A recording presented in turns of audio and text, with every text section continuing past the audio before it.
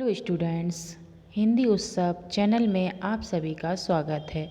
इसमें आपको आपके हिंदी विषय से संबंधित सभी क्लासों के वीडियो प्राप्त होंगे। इसके लिए आप हिंदी उत्सव चैनल को सब्सक्राइब करें, लाइक करें व अधिक से अधिक शेयर करें। इससे आपको आपके विषय से संबंधित सभी वीडियो की नोटिफिकेशन समय के साथ प्राप्त हो सकेंगे। धन्यवाद। आज हम कक्षा 7 में क्लास 7th में हिंदी विषय का अध्ययन करेंगे। हिंदी में पाठ 22 जिसका नाम है जीत, इसका आज हम अध्ययन करेंगे। यह शकुंतला वर्मा द्वारा लिखा गया है। आइए सीखें इस पाठ में क्या क्या दिया हुआ है उसको एक बार देखें। उचित हाव भाव के साथ कहानी कहना एवं संवेदनशीलता का विकास, प्रतिकूल परिस्थितियों में धैर्य व सामर्थ्य बनाए रखने हेतु प्रेरणा, निःशक्तों के प्रति आदर व सम्मान की भावना का विकास, क्रिया विशेषण की समझ,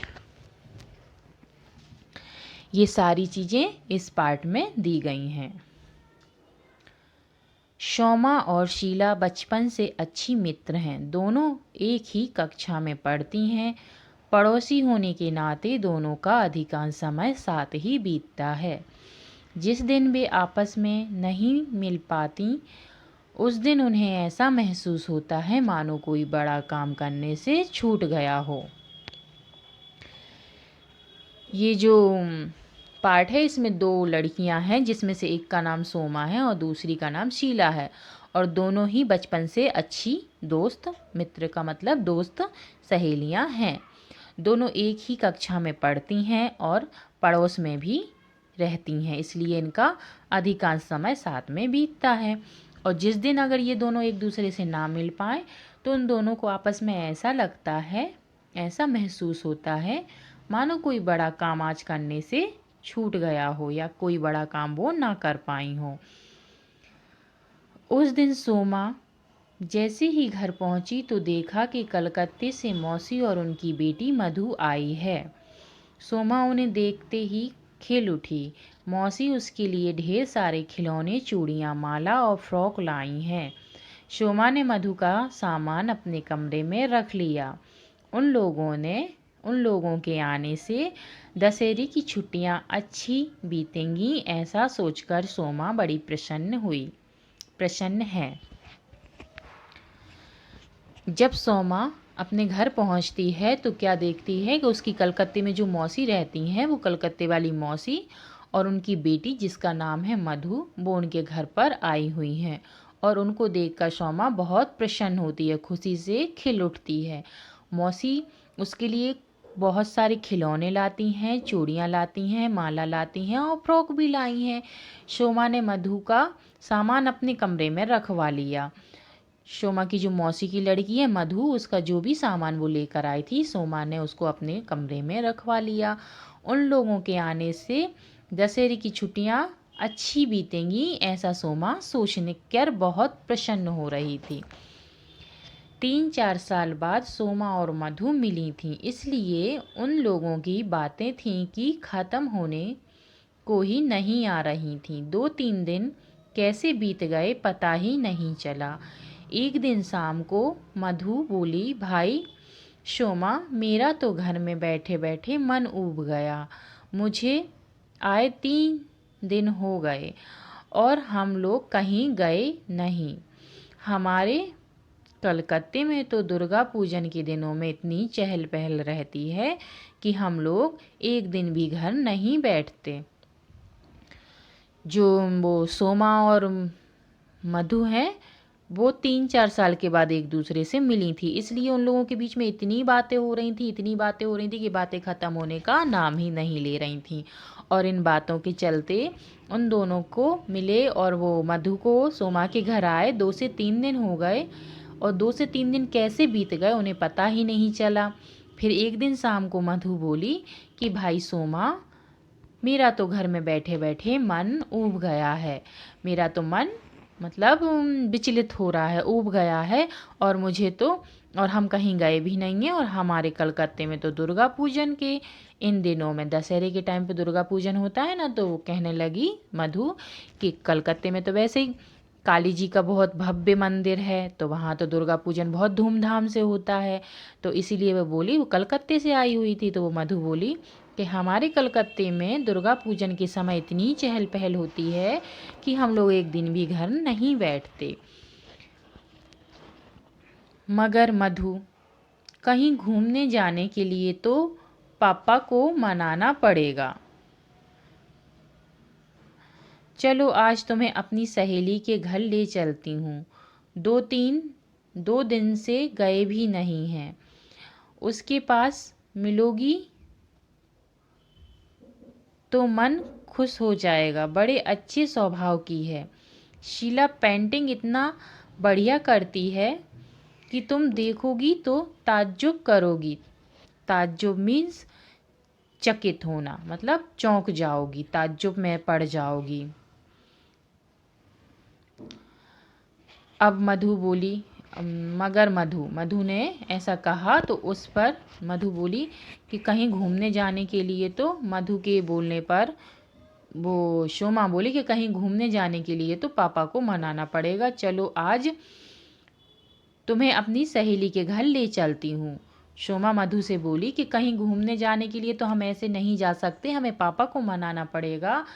आज के लिए तो हम तुम्हें अपनी सहेली के घर ले चलते हैं, और 2 दिनों से हम वहाँ गए भी नहीं, उससे मिले भी नहीं। उससे मिलोगी, उसके पास जाओगी तो तुम्हारा मन खुश हो जाएगा। बड़े बड़े अच्छे स्वभाव की है, और पेंटिंग तो इतना बढ़िया करती है, इतनी अच्छी बनाती है कि तुम देखकर ताज्जुब में पड़ जाओगी, चकित हो जाओगी। ऐसा सोमा ने मधु को बताया। अच्छा तो फिर उसी के घर चलते हैं। मधु चलने को तैयार हो गई। उस पर मधु बोली कि अच्छा तो फिर उसी के घर चलते हैं, और मधु चलने को तैयार हो गई। शोमा ने घंटी बजाई तो शीला की मम्मी ने दरवाज़ा खोला। सोमा अपनी वो सहेली के यहाँ गई, शीला के घर, और जैसे ही उसने दरवाजे पे जो बेल लगी रहती है जिसको घंटी बोलते हैं उसको बजाया, तो उसकी शीला की मम्मी ने दरवाज़ा खोला। शोमा ने मधु का परिचय कराते हुए कहा, चाची यह है मधु, मेरी मौसी की लड़की। आओ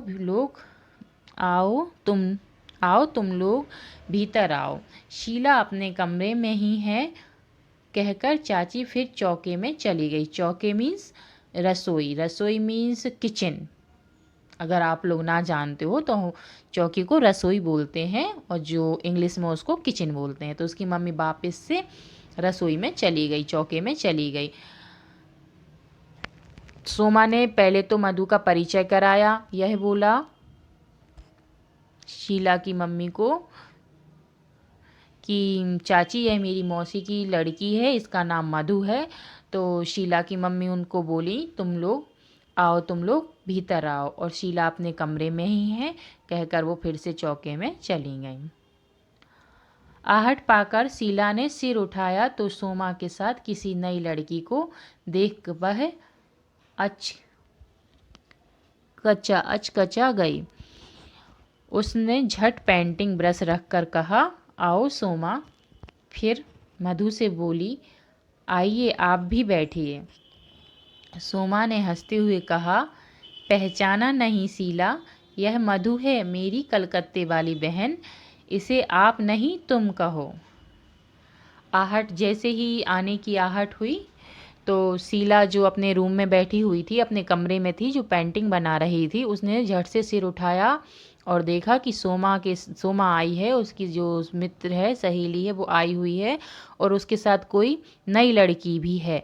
उसको एक नई लड़की को देखकर वह अचकचा गई, और उसने झट से पेंटिंग का ब्रश रखकर कहा, आओ सोमा। और फिर मधु को बोली, आइए आप भी आइए। इस पर सोमा ने हंसते हुए कहा कि पहचाना नहीं शीला, यह मधु है, मेरी कलकत्ते वाली बहन। इसे आप नहीं तुम कहो। सोमा शीला से बोली कि इस मधु को आप कहकर नहीं तुम कहकर बुलाओ। आप क्योंकि हम अपने से बड़ों को बोलते हैं ना, इसलिए। बराबरी वालों में तो हम तुम भी बोल सकते हैं। तो इसीलिए सोमा ने शीला से कहा कि इसे मधु को आप कहकर नहीं तुम कहकर बुलाओ। लेकिन तुम लोग खड़ी क्यों हो, बैठो ना, शीला ने सहज होते हुए कहा। सोमा कुर्सी खींचकर बैठ गई, लेकिन मधु वैसी की वैसी खड़ी रही। वह शीला को आश्चर्य से देखे जा रही थी। वह उसको बड़े आश्चर्य से देख रही थी। तभी शीला बोली, मेरे हाथ नहीं हैं, देखकर आपको अजीब सा लग रहा होगा। जब शीला ने कहा कि लेकिन तुम लोग खड़ी क्यों हो, बैठ जाओ, तो सोमा तो कुर्सी खींचकर बैठ गई, लेकिन मधु वैसी की वैसी खड़ी रह गई और वह आश्चर्य से शीला को देखती रही। तभी शीला ने कहा, मेरे हाथ नहीं है इसलिए आपको अजीब लग रहा होगा। तो उस पर मधु बोली, नहीं तो, कहकर मधु भी बैठ गई।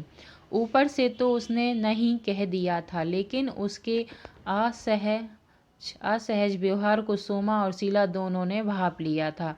थोड़ी देर इधर उधर की बातें करके ही मधु उठ गई। हार कर सोमा को भी उठना पड़ा। उसने उसका मन रखने के लिए तो बोल दिया कि नहीं तो, मतलब मुझे अजीब नहीं लग रहा है कि तुम्हारे हाथ नहीं है। जब उसने पूछा कि तुम्हें अजीब लग रहा होगा, तो मधु ने बोला नहीं तो। उसने कहा, उसका मन रखने की बोल दिया नहीं तो, कहकर मधु भी बैठ गई। ऊपर से तो उसने नहीं तो कह दिया, लेकिन उसके असहज व्यवहार को, मतलब वो उसके साथ समान व्यवहार नहीं कर रही थी शीला के साथ, तो उस कि वो असहज व्यवहार को देखकर सोमा शीला दोनों ने भाप लिया था। और थोड़ी देर में इधर उधर की बातें कर कर मधु उठ गई और मधु के साथ ही सोमा को भी उठना पड़ा। रात को जब दोनों फिर बातें करने बैठी तो मधु बोली, सोमा तुम्हारी शीला से कैसे दोस्ती है? तुम्हारी जगह मैं होती तो कभी मित्रता ना करती, ना खेलना ना कूदना, बस सारे वक्त बातें। इस तरह तो तुम्हारी जिंदगी भी चौपट हो जाएगी। जब रात में मधु और सोमा दोनों फिर से बातें करने बैठी तो मधु ने सोमा से कहा कि तुम्हारी कैसी दोस्ती है शीला से, और तुम्हारी जगह अगर मैं होती तो मैं ऐसी दोस्ती ऐसी मित्रता कभी ना करती कि ना जिसके साथ खेल सको ना कूद सको, बस सारे वक्त बातें ही करते रहो। ऐसे तो वह बोली, मधु ने सोमा से कहा कि उसके साथ साथ तो तुम्हारी ज़िंदगी भी चौपट हो जाएगी। नहीं मधु, तुम शीला को नहीं जानती। सोमा ने उसको जवाब देते हुए कहा, नहीं मधु, तुम शीला को नहीं जानती। अब से 4 साल पहले वह हम लोगों की तरह स्वस्थ और सुंदर लड़की थी। एक दिन तार मिला कि नानी की हालत खराब हो गई है, तो शीला तुरंत रवाना हो गई। जिस बस से वे लोग गईं वह रास्ते में दुर्घटनाग्रस्त हो गई। चाची के सिर में चोट आई, मगर शीला के दोनों हाथ की हड्डियां चूर चूर हो गईं। मजबूरन डॉक्टर को उसके दोनों हाथ काटने पड़े। शीला को जब होश आया तो अपने हाथ न देख वह फूट फूट कर रोने लगी। चाचा चाची और डॉक्टर सब समझा कर हार गए, मगर वह हर समय रोती रहती। अपनी अकेली संतान को यूं बिलखते देख जब मधु ने सोमा से कहा कि मैं ऐसी दोस्ती कभी नहीं करती, तब उसका जवाब देते हुए सोमा बोली, नहीं मधु, तुम शीला को नहीं जानती। वह बोली कि अब से 4 साल पहले, सोमा बोली कि आज से 4 साल पहले वह हम लोगों की तरह ही स्वस्थ और सुंदर थी। एक दिन तार आया। तार क्या होता है? मतलब डाक द्वारा आता है, एक संदेश होता है। तो पहले फ़ोन वगैरह तो चलते नहीं थे कि फ़ोन आ जाए, तो तार आया। वो एक डाक द्वारा आता था, पोस्ट ऑफिस के मतलब पोस्टमैन के द्वारा आता था, उसको तार बोला जाता था। संदेश होता था जिसमें जो भी संदेश हो, तो वो एक तार आया और वो मिला और उसको पता चला कि उसकी नानी की हालत ख़राब है। तो शीला तुरंत रवाना हो गई और जिस बस से वो लोग जा रही थी, सोमा अपनी बहन मधु को बता रही थी कि जिस बस से वह जा रही थी वह बस दुर्घटनाग्रस्त हो गई। मतलब उसका रास्ते में कोई उस बस में दुर्घटना घट गई, और जिसमें चाची के सिर में, चाची मतलब शीला की माँ के सिर में चोट आई, मगर शीला के दोनों हाथों की हड्डियाँ चूर चूर हो गईं। मजबूरन डॉक्टर को और कोई रास्ता नहीं दिखा इसके अलावा, इसलिए मजबूरी बस डॉक्टर ने उसके दोनों हाथों को काट दिया, या डॉक्टर को काटना पड़ा। शीला को जब होश आया, सोमा बोली मधु को बताते हुए कि जब शीला को होश आया तो वह बहुत फूट फूट कर रोई, अपने हाथों को ना पाकर वह बहुत रोई। चाचा चाची और डॉक्टर सब समझा समझा कर हार गए, मगर वह हर समय रोती रहती। अपनी अकेली संतान को यूं बिलखते देख चाची का बुरा हाल था। उन्हें यूं रोता देख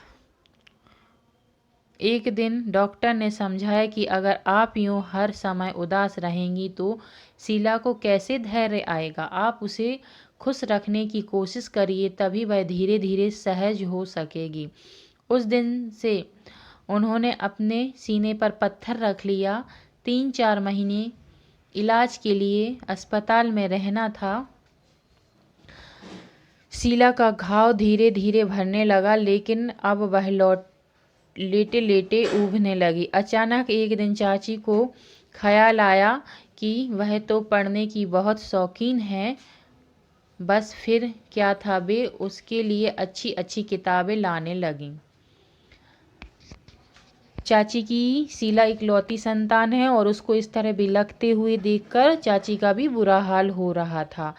पर एक दिन डॉक्टर ने उनको समझाया, शीला की मम्मी को, कि अगर आप ही इस तरह से रोती रहेंगी तो उसे खुश, मतलब आप ही इस तरह से रोती रहेंगी तो शीला को कैसे धैर्य आएगा।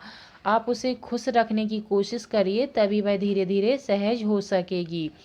उस दिन में से शीला की मम्मी ने अपने सीने पर पत्थर रख लिया, मतलब अपने दिल को कड़क कर लिया कि वो चाह कर भी नहीं रोती थी। उन्हें बुरा तो लगता था, लेकिन फिर भी वो सहन करती थीं उसको। और 3-4 महीने इलाज के लिए अस्पताल में ही रहना पड़ा उन लोगों को, और शीला का घाव धीरे धीरे भरने लगा।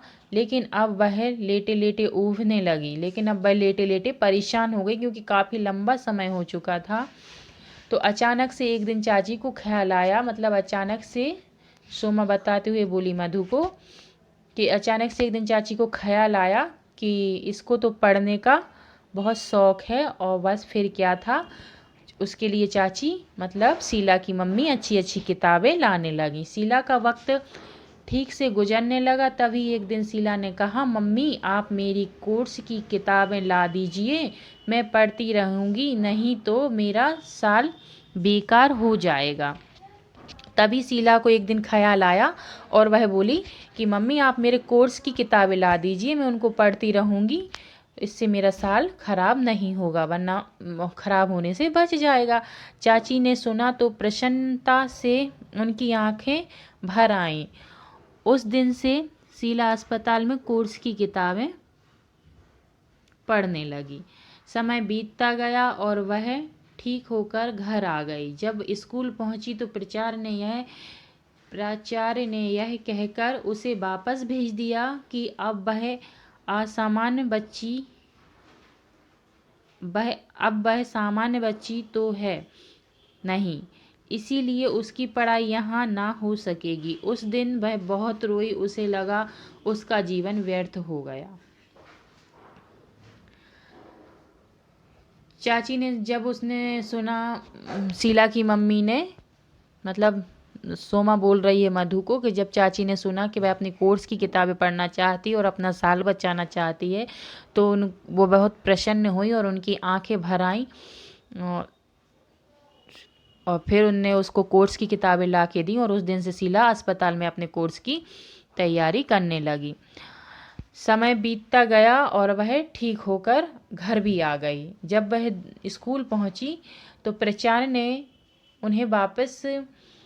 ने यह कहकर उनको वापस भेज दिया कि अब यह सामान्य बच्ची तो है नहीं। उन्होंने कहा कि अब यह बच्ची सामान्य नहीं है, जैसे और बच्चे हैं उस तरह से अब यह बच्ची नहीं रही, इसलिए उसकी पढ़ाई अब यहाँ नहीं हो सकेगी। उस दिन वह बहुत रोई। जब प्रचार ने उनको ऐसा कहकर स्कूल से वापस भेज दिया कि अब यह सामान्य बच्ची नहीं है और अब इसकी पढ़ाई यहाँ नहीं हो सकेगी, तो उस दिन शीला बहुत रोई और उसको ऐसा लगा कि उसका जीवन व्यर्थ हो गया। मगर चाची ने हिम्मत नहीं छोड़ी। उन्होंने शीला को समझाते हुए कहा, तुम घबराओ नहीं बेटी, अगर तुम्हारे मन में पढ़ने की लगन है तो तुम जरूर पढ़ सकोगी। तब शीला वो फिर है ना, जब उसको स्कूल से वापस भेज दिया गया तो उसको ऐसा लगने लगा कि उसका जीवन व्यर्थ है। तब उसकी मम्मी ने उसको समझाते हुए कहा कि तुम घबराओ नहीं। उसकी मम्मी हिम्मत नहीं हारी और उनने शीला को समझाते हुए कहा कि तुम घबराओ नहीं, अगर तुम्हें पढ़ने की लगन है तो तुम्हारी पढ़ाई ज़रूर पूरी होगी। इस पर शीला बोली, कैसे मम्मी, मेरे तो हाथ ही नहीं है, कैसे लिखूंगी, कैसे पेंटिंग बनाऊंगी, कैसे अपना काम करूंगी। जब परीक्षा नहीं दे सकूंगी तो मेरा पढ़ना ना पढ़ना सब बेकार, सब बर्बाद हो जाएगा, शीला ने बुझे स्वर में कहा। जब उसकी माँ ने उससे कहा, सोमा मधु को बताते हुए बोल रही है कि जब उसकी माँ ने उससे कहा कि तुम्हें अगर पढ़ने की जो लगन है तो तुम ज़रूर पढ़ सकोगी, तब शीला बोली, कैसे मम्मी, मेरे तो हाथ ही नहीं है, मैं कैसे लिखूंगी, मैं कैसे पेंटिंग बनाऊंगी, कैसे अपना काम करूंगी, और जब परीक्षा ही ना दे सकूंगी, क्योंकि जो इंसान लिख नहीं सकेगा तो उसे ऐसे लगा कि जब हम लिख ही नहीं सकेंगे तो हम कैसे परीक्षा दे सकेंगे, क्योंकि हमारे हाथ ही नहीं है। तो उसको ऐसा लगा कि जब मैं लिख ही नहीं सकूंगी पढ़ तो फिर मेरा पढ़ना ना पढ़ना, और जब मैं कोई परीक्षा ना दे सकूंगी तो मेरा पढ़ना ना पढ़ना सब बराबर हो जाएगा। शीला ने निराश, बुझे स्वर का मतलब है कि निराश स्वरों में कहा, निराश शब्दों में कहा, नहीं बेटी, मेहनत कभी बेकार नहीं जाती, तुम भी सब करोगी वैसे ही जैसे सब करते हैं। मगर कैसे मम्मी, मैं कैसे कर पाऊंगी, मेरे दोनों हाथ भगवान ने मुझे अपाहिज बनाकर क्यों छोड़ दिया, कहकर वह रो पड़ी।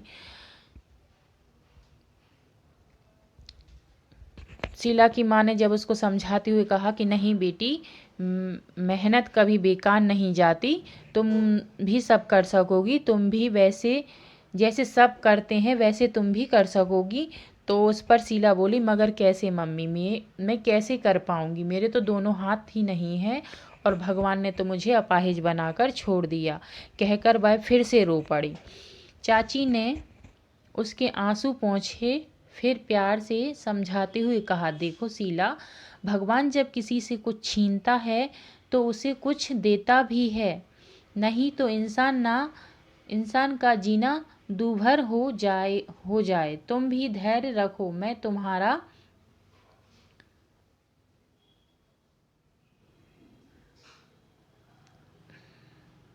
तुम्हारा नाम दिव्यांग बच्चों के स्कूल में लिखवा देती हूँ, वहाँ तुम अपनी पढ़ाई पूरी कर सकोगी।